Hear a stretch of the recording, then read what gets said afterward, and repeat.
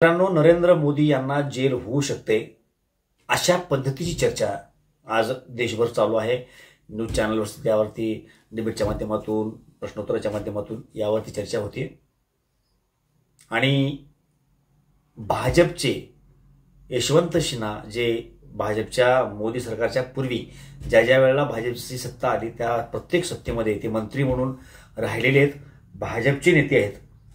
त्यांचंही मत आहे की जर उद्या भाजपचं सरकार नाही आलं तर त्या परिस्थितीमध्ये अशा पद्धतीची काही कारवाई होऊ शकते. कारवाई कुण्या बेसवरती होणार आहे तर जे इलेक्ट्रोल बॉन्डचा विषय इलेक्शन सुरू झाल्याच्यानंतर आला, त्या इलेक्ट्रोल बॉन्ड हा सगळ्यात मोठा घोटाळा आहे असं यशवंत सिन्हा सुद्धा म्हणतायत.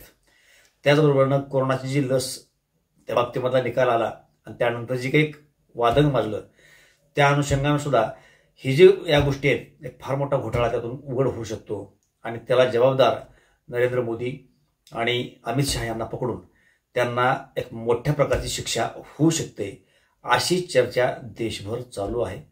आणि त्यामुळं भाजपला आपलं स्वतःचं सरकार आणावं लागेल आणि जर नाही आणणं शक्य झालं तर आहेत ते पुरावे त्यांना नष्ट करावे लागतील.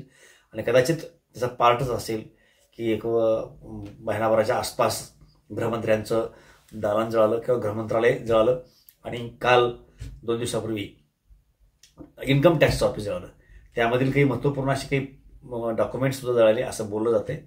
परंतु बीजेपी सरकार गेल्यानंतर मात्र ह्या 10 वर्षाच्या काळामध्ये जे काही मोदींनी केलं ते त्यांच्यावरती डाव उलटले जातील.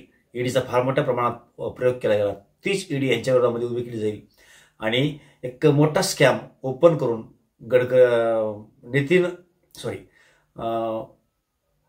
मोदी यांना धारेवर धरलं जाईल आणि एक फार मोठी शिक्षा त्यांना होऊ शकते अशी चर्चा देशभर मीडियाच्या माध्यमातून, जनतेच्या माध्यमातून, न्यूज चॅनल्सच्या माध्यमातून सुद्धा होत आहे.